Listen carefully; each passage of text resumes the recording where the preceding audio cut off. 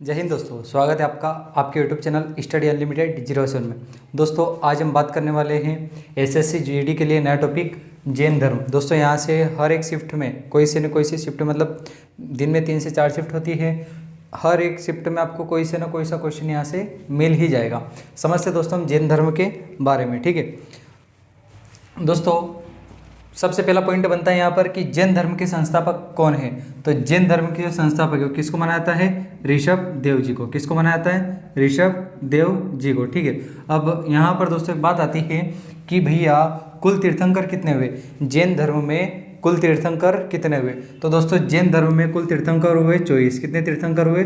24। इसमें से most IMP है। अब देखो दोस्तों, ऋषभ देव जो थे प्रथम तीर्थंकर थे। क्या थे? प्रथम तीर्थंकर, ठीक है, प्रथम तीर्थंकर हुए। जिसके बाद में आईएमपी जो आपके हैं ऋषभ देव जी के बाद में आते हैं आपके पार्श्वनाथ। कौन आते हैं? पार्श्वनाथ। अब ये कौन से तीर्थंकर थे? यह थे 23वें। कौन से थे दोस्तों? 23वें। अब इसके बाद आते हैं 24वें तीर्थंकर महावीर स्वामी जी, ठीक है। अब यहाँ पर जो ऋषभ देव जी है इनका प्रतीक क्या था? तो इनका प्रतीक था सांड। क्या था दोस्तों? इनका प्रतीक था सांड। पार्श्वनाथ जी का प्रतीक क्या है? सर्प, यानी कि सांप। क्या है? सर्प, ठीक है। अब यहाँ पर जो पार्श्वनाथ जी इन्होंने भैया 4 सत्य दिए। क्या दिए? 4 इन्होंने दिए।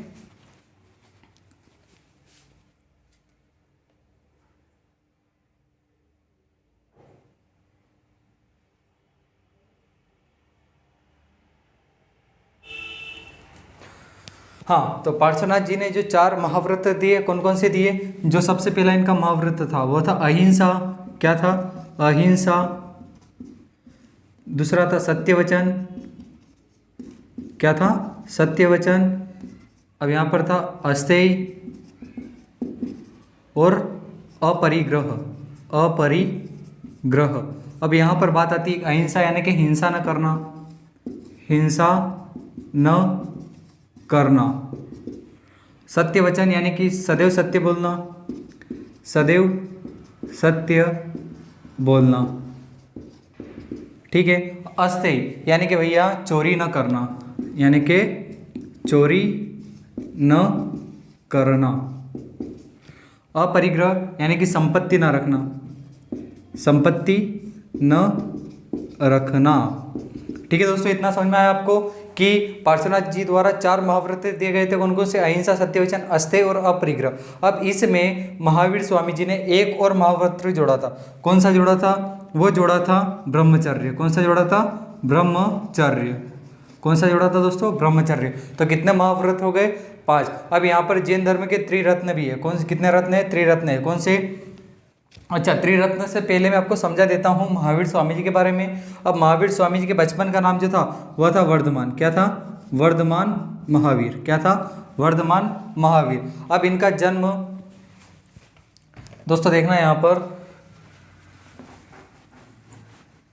इनका जन्म 540 ईसा पूर्व में। कब? 540 ईसा पूर्व में कुंडग्राम वैशाली। कहाँ पर? कुंडग्राम वैशाली। दोस्तों समझ में आ गया हो आपको तो इसको मिटा देता हूँ। ये मैं आपको और बाद में लिखवा दूंगा। देखो कब होता है इनका जन्म? 540 में। कहाँ पर?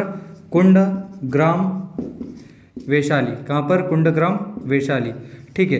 दूसरी बात, इनके पिता का नाम क्या था? इनके पिता का नाम था सिद्धार्थ। क्या नाम था दोस्तों? सिद्धार्थ, जो कि ज्ञात्रक कुल के, यहाँ पर देखना, जो कि ज्ञात्रक कुल के सरदार थे। क्या थे? ज्ञात्रक कुल के क्या थे? सरदार थे। इतना समझ में आया दोस्तों आपको कि इनका जन्म 540 ईसा पूर्व में होता है। कब होता है? ईसा पूर्व में होता है, ठीक है। इनका जन्म कहाँ पर होता है? वैशाली कुंडग्राम। कहाँ पर? वैशाली कुंडग्राम। पिता का नाम था सिद्धार्थ, जो कि ज्ञात्रक कुल के थे। माता का नाम था त्रिशला। क्या नाम था? त्रिशला, जो कि लिच्छवी नरेश चेटक की बहन थी। किसकी? चेटक की बहन थी। लिच्छवी नरेश चेटक की बहन थी। पत्नी का नाम था यशोदा। क्या नाम था पत्नी का नाम? यशोदा, ठीक है। क्या नाम था? यशोदा इनकी पत्नी का नाम था। पुत्री का नाम था अणुजा प्रियदर्शनी। अणुजा प्रियदर्शनी, दर्शनी। ठीक है, अब यहाँ पर बात आती है इनके दामाद की, तो इनके दामाद का नाम था जमाली। क्या नाम था? जमाली या जमाल? जमाली। आए ना दोस्तों समझ में आपको? महावीर स्वामी जी का जन्म होता है 540 ईस्वी पूर्व में। कहाँ पर होता है? कुंडग्राम वैशाली में।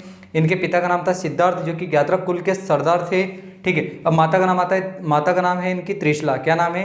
त्रिशला, जो कि भैया चेटक, जो लिच्छवी नरेश था उसकी बहन थी, चेटक की बहन थी। पत्नी का नाम यशोदा है, पुत्री का नाम अणुजा प्रिय दर्शनी। क्या है? अणुजा प्रिय दर्शनी। और दामाद का नाम है जमाली। और दोस्तों बता दो, यह इनके प्रथम अनुयायी भी थे। क्या थे? प्रथम अनुयायी। प्रथम अनुयायी कौन? जमाली। इनके यानी इनके जो दामाद थे वह प्रथम इनके अनुयायी थे। अब इनके बड़े भाई थे नंदी वर्धन। कौन थे दोस्तों? नंदी वर्धन। अब नंदी वर्धन जो थे, इन 30 वर्ष की अवस्था में, महावीर स्वामी जी ने 30 वर्ष की अवस्था में इनके बड़े भाई नंदी वर्धन से आज्ञा लेकर संन्यास ग्रहण करा था। क्या करा था? संन्यास ग्रहण करा था। ठीक है दोस्तों, अब इनके प्रथम जैन भिक्षुणी कौन थी? प्रथम जैन भिक्षुणी वह थी चंपा। कौन थी? चंपा। कौन थी दोस्तों? चंपा। ठीक है, दुधिवाहन की पुत्री थी चंपा। अब इनकी निर्वाण यानी कि इनका मृत्यु देहांत कब हुआ था दोस्तों? तो दोस्तों इनकी जो मृत्यु होती है वो 468 ईसा पूर्व, पावापुरी बिहार। पावापुरी यानी राजगृह बिहार। कब? 468 ईसा पूर्व में। 468 ईसा पूर्व में। अब कौन सी उम्र में होती है इनका देहांत? तो 72 वर्ष की अवस्था में। किस वर्ष की अवस्था में? 72 वर्ष की अवस्था में इनका देहांत होता है। ठीक है, एक और वर्ड समझ लेना, जन्म होता है 540 ईसा पूर्व में। कहाँ पर? कुंडग्राम वैशाली। पिता का नाम क्या था? सिद्धार्थ, जो कि ज्ञात्रक कुल के थे। माता का नाम था त्रिशला, जो कि वह लिच्छवी नरेश चेटक की बहन थी। पत्नी का नाम, इनकी पत्नी का नाम यशोदा था। ठीक है, पुत्री का नाम अणुजा प्रियदर्शनी था। उनके दामाद का नाम था जमाली। और जमाली इनके प्रथम अनुयायी हुए थे दोस्तों। इनके बड़े भाई थे नंदीवर्धन। नंदीवर्धन से इन्होंने 30 वर्ष की अवस्था में आज्ञा लेकर संन्यास ग्रहण करा था। ठीक है, अब बड़े भाई समझा था मैंने नंदीवर्धन। प्रथम जैन भिक्षुणी कौन थी? चंपा। निर्वाण यानी कि इनकी मृत्यु कब हुई थी? पावपुरी बिहार में हुई थी। जो पावपुरी यानी कि राजगृह कब हुई थी? 468 ईसा पूर्व में। कब हुई थी दोस्तों? 468 ईसा पूर्व में। याद रखिएगा दोस्तों, 468 ईसा पूर्व। कौन सी वर्ष की अवस्था में? 72 वर्ष की अवस्था में इनका देहांत होता है। ठीक है, अब यहाँ पर देख लीजिए कि इनको ज्ञान की प्राप्ति होती है इनको जृंबिक के समीप। कहाँ पर? जृंबिक के समीप रिजुपालिका नदी के तट पर इनको ज्ञान की प्राप्ति होती है। अब यहाँ से इनको 3 भैया उपाधि मिलती है। कौन कौन सी 3? जीन। ठीक है, जीन का अर्थ होता है विजेता। क्या होता है? विजेता। अर्हत यानी कि पूज्य। अर्हत यानी कि पूज्य। और निर्ग्रंथ यानी कि बंधनहीन। ठीक है दोस्तों, इतना आपको समझा दिया। आगे देखिए कि इनकी जो संगीति और इनका जो विभाजन, जैन धर्म का विभाजन और इनकी गोमतेश्वर मूर्ति के बारे में दोस्तों, कि मैंने आपको बताया कि इनके 5 महाव्रत थे। कौन से? कितने? 5 महाव्रत कौन कौन से थे समझना। 4 तो दिए थे भैया पार्श्वनाथ जी ने और 1 दिया था महावीर स्वामी जी ने। ठीक है, समझना। जो सबसे पहला था वह था अहिंसा। क्या था? अहिंसा। अहिंसा यानी कि हिंसा न करना। हिंसा न करना। ठीक है, दूसरा आता है आपका सत्य वचन। कौन सा आता है? सत्य वचन यानी कि सदैव सत्य बोलना। सदैव सत्य बोलना। ठीक है दोस्तों, अहिंसा, सत्य वचन, अस्तेय। अब आता है अस्तेय। अस्तेय यानी कि चोरी न करना। क्या ना दोस्तों? चोरी न करना। ठीक है, अब आता है आपका अपरिग्रह। अपरिग्रह यानी कि संपत्ति न रखना। संपत्ति न रखना। अब 5वां जो महाव्रत दिया था वह दिया था महावीर स्वामी जी ने। यह पार्श्वनाथ स्वामी जी ने दिया था। 5वां दिया था महावीर स्वामी जी ने। कौन सा दिया था? ब्रह्मचर्य। कौन सा दिया था? ब्रह्मचर्य। कौन सा दिया था? ब्रह्मचर्य। ठीक है, अब जैन धर्म के त्रिरत्न भी कितने? त्रिरत्न भी कौन कौन से देखिएगा। त्रिरत्न देखिए, पहला है सम्यक दर्शन, दूसरा है सम्यक आचरण और तीसरा है सम्यक ज्ञान। ठीक है दोस्तों, अब जैन धर्म की दो संगति होती है। कितनी संगति होती है? दो संगति होती है। कौन कौन सी होती है? सबसे पहली होती है 300 ईसा पूर्व में। कब? 300 ईसा पूर्व में। ठीक है। अब दोस्तों ऐसा है कि यह कहाँ पर होती है? यह होती है पाटलिपुत्र। कहाँ पर होती है? पाटलिपुत्र। कहाँ पर होती है?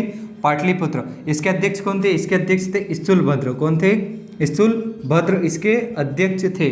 ठीक है दोस्तों, समझिएगा। पहली कहाँ पर होती है संगति? 300 ईसा पूर्व में पाटलिपुत्र, जिसके अध्यक्ष कौन थे? स्थूलभद्र। दूसरी होती है इसके 812 वर्ष बाद, यानी कि 512 ईस्वी में। कब? 512 ईस्वी में। कहाँ पर होती है? यह होती है वल्लभी, गुजरात। कहाँ पर? वल्लभी, गुजरात। कहाँ पर होती है दोस्तों? वल्लभी, गुजरात। आगे देखिएगा कि इसके जो अध्यक्ष थे वह कौन थे? क्षमा श्रवण जी। कौन थे? क्षमा श्रवण। ठीक है, इसके अध्यक्ष थे। कौन थे? क्षमा श्रवण। अब दोस्तों होता ऐसा है कि 300 ईसा पूर्व में मगध में 12 वर्षों का एक भीषण अकाल पड़ता है। क्या पड़ता है? एक भीषण अकाल पड़ता है। ठीक है। अब भीषण अकाल पड़ता है तो जो अब यहाँ से क्या है, जैन धर्म का विभाजन होता है। कितने रूप में? दो रूप में। पहला होता है आपका श्वेतांबर और दूसरा होता है आपका दिगंबर। ठीक है, श्वेतांबर और दिगंबर। अब होता है ऐसा दोस्तों कि भद्रबाहु के जो अनुयायी थे वो कहाँ पर चले गए? कर्नाटक में चले गए। कहाँ पर चले गए?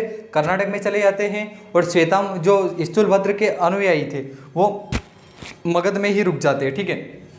अब 12 वर्ष के बाद फिर जब भद्रबाहु आता है तो इनमें मतभेद हो जाता है, मगध के साधुओं में तथा भद्रबाहु में मतभेद हो जाता है, जिससे जैन संप्रदाय जैन धर्म दो संप्रदाय में बढ़ जाता है। कौन सा? श्वेतांबर और दिगंबर। श्वेतांबर जो है स्थूलभद्र के अनुयायी थे और दिगंबर भद्रबाहु के अनुयायी थे। अब श्वेतांबर यानी कि जो श्वेत वस्त्र धारण करते हो, अपन देखते हैं ना महाराज साहब जी जो श्वेत वस्त्र में रहते हैं उन्हें कहते हैं अपन श्वेतांबर जैन धर्म वाले। ठीक है। और दिगंबर जो कि नग्न अवस्था में रहते हैं उन्हें कहा जाता है दिगंबर। क्या कहा जाता है दोस्तों? दिगंबर। ठीक है। अब देखिए दोस्तों कि जो जैन धर्म की प्रसिद्ध मूर्ति है गोमतेश्वर की मूर्ति, इसको बाहुबली मूर्ति के नाम से जाना जाता है। किस नाम से? बाहुबली मूर्ति। बाहुबली। ठीक है। अब दोस्तों यह कहाँ पर स्थित है? यह श्रवणबेलगोला कर्नाटक में स्थित है। कहाँ पर? श्रवणबेलगोला कर्नाटक में स्थित है। इसका निर्माण गंग वंश के राजा राजमल चतुर्थ के मंत्री, ठीक है, चामुंडराय द्वारा इसका निर्माण होता है 974 ईस्वी में। कब होता है? 974 ईस्वी में इसका निर्माण होता है। अब इसकी जो ऊंचाई है दोस्तों वह है 18 मीटर। कितनी है दोस्तों इसकी ऊंचाई? 18 मीटर इसकी ऊंचाई है। ठीक है। और महामस्ताभिषेक यानी कि हर 12 वर्ष में यहाँ पर एक महामस्ताभिषेक होता है। ठीक है।